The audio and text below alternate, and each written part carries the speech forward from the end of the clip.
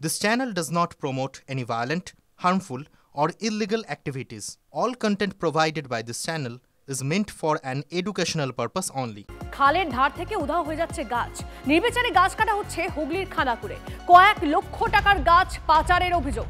খাল সংস্কারের আড়ালে গাছ কাটার অভিযোগ গ্রামবাসীদের। বিজেপি পরিচালিত ঠাকুরানীচক পঞ্চায়েতে বেনিয়ম। বিজেপির মদতেই গাছ পাচার, দাবি তৃণমূলের। অপপ্রচার করছে তৃণমূল, পাল্টা বিজেপি।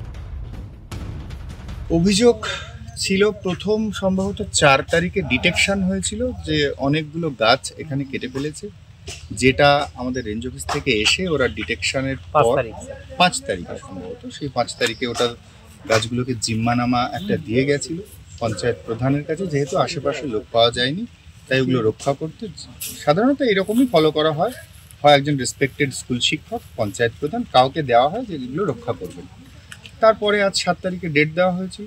ইনভেস্টিগেশন চলছে, যেমন আগে বাড়বে আমরা বলবো নিশ্চয়ই। কে বা কারা কাটলো এইটা সম্বন্ধে ইনভেস্টিগেশন না করে, যদি পারমিশন নিয়ে কাটা হতো তাহলে তো ৫ গুণ গাছ লেগে যেত।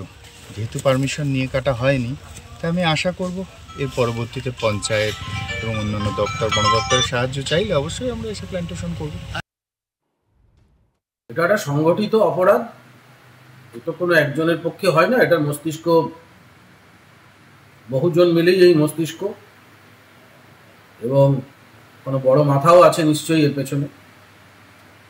আমি তো স্তম্ভিত হয়ে যাচ্ছি। করোড়া খাল সংস্কারের নামে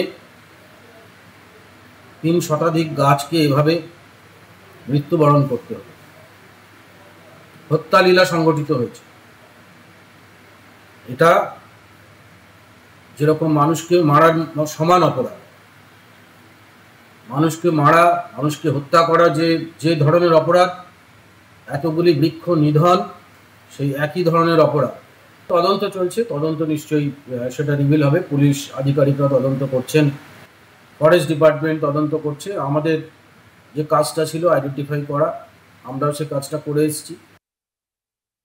তাদের বিরুদ্ধে ব্যবস্থা গ্রহণ করা যায়, প্রশাসনিক স্তরে সব রকম করা হচ্ছে ব্যবস্থা তাদের বিরুদ্ধে যারা এই কাজটা করেছে।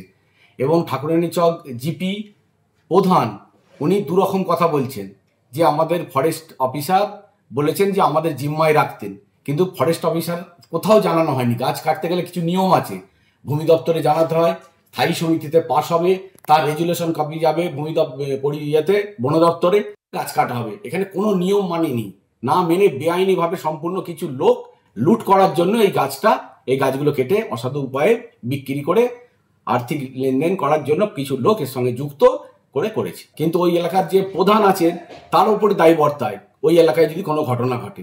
অতএব এই প্রধানকেই ধরা হবে যে প্রধান বা ৩ দিন ধরে ওই এলাকায় ৪০০ গাছ কাটা হয়ে গেল, প্রধান কিছু জানে না। এ কথাটার কোনো নেই, সারবত্তা নেই যে প্রধান জানে না যে গাছ কাটা হয়ে যাচ্ছে। দেখলাম ওখানে গাছ পড়ে আছে, কিছু লোক নিয়ে যাচ্ছিল। সেই সমস্ত গাছগুলোকে আমরা ওখান থেকে বাজেয়াপ্ত করে একটা জায়গায় স্ট্যাক করি, ফরেস্টে খবর দিই, থানায় খবর দিই, বিডিও সাহেবকে খবর দিই। আমরা মেল করেছি, চিঠি করেছি, সেই চিঠির কপি আমাদের কাছে আছে। এবারে কে করেছে না করেছে সেটা ইনভেস্টিগেশন হোক, তদন্তর পরেই বলা যাবে। তার আগে তো বলা যায় না যে এই করেছে সে করেছে, এটা আমরা বলতেও চাই না। কোনো জিপিতে এত উন্নয়ন হয় না। একটা বিরোধী পঞ্চায়েত যেখানে রাজ্য সরকারের কোনো সহযোগিতা পাওয়া যায় না, সেই জায়গায় দাঁড়িয়ে এত উন্নয়ন করে আমরা জিপিটাকে আগিয়ে নিয়ে যাচ্ছি। তৃণমূল কংগ্রেস অভিযোগ করবে, তৃণমূল কংগ্রেস মানেই চোর, গোটা রাজ্যবাসী জানে। কোনো এমন কোনো জিনিস নেই যে ওরা দুর্নীতি করে না। স্বাভাবিক ওদের প্রশ্নের কি উত্তর দেবো?